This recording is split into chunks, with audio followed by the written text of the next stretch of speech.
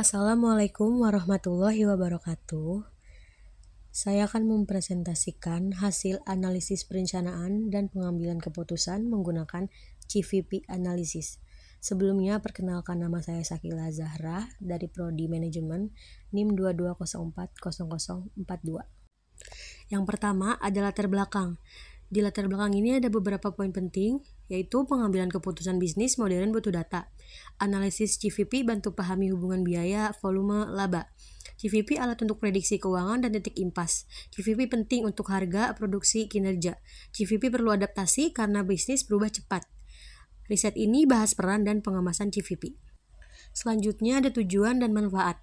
Tujuan dari penelitian ini pertama menjelaskan fungsi CVP dalam perencanaan perusahaan, kedua menunjukkan peran CVP dalam pengambilan keputusan manajemen, ketiga mengidentifikasi kelemahan CVP di kondisi bisnis sekarang, yang terakhir mencari cara pengembangan CVP dengan teknologi. Lalu manfaat penelitian. Pertama, dari teori, menambah wawasan CVP untuk manajer, akademis, mahasiswa. Yang kedua, praktik, panduan untuk strategi keuangan dan operasional yang efektif. Selanjutnya ada isi dari bab 2. Yang pertama itu pengertian dan konsep CVP.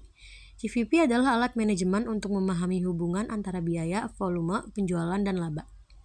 CVP membantu merencanakan laba dan membuat keputusan strategis atau harga, biaya, volume. Efektif untuk penganggaran dan proyeksi dampak perubahan biaya, relevan di berbagai sektor, bukan hanya manufaktur. Analisis CVP melihat hubungan biaya, produksi atau penjualan, dan laba. Asumsi dasar CVP, biaya tetap dan variabel.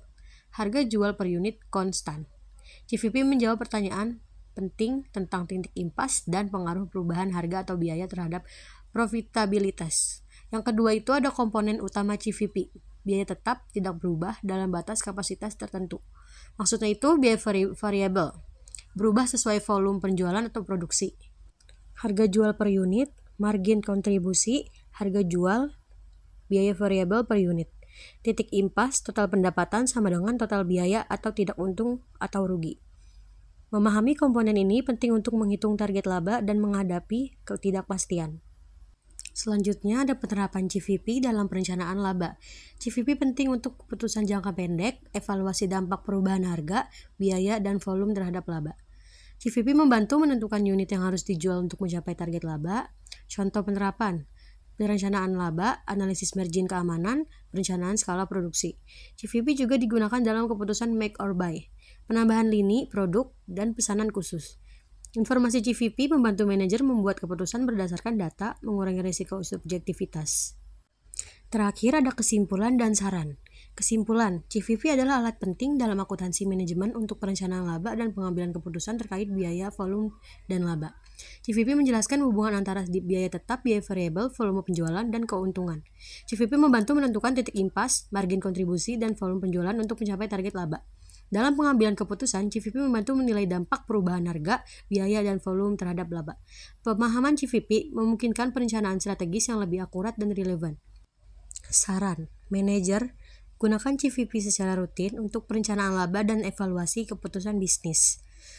Kedua ada mahasiswa atau akademis, perdalam penerapan praktis CVP dalam studi kasus nyata. Terakhir itu perusahaan, imbangi CVP dengan analisis sensitivitas untuk menghadapi perubahan pasar. Sekian presentasi dari saya, semoga bermanfaat dan mudah dimengerti. Terima kasih.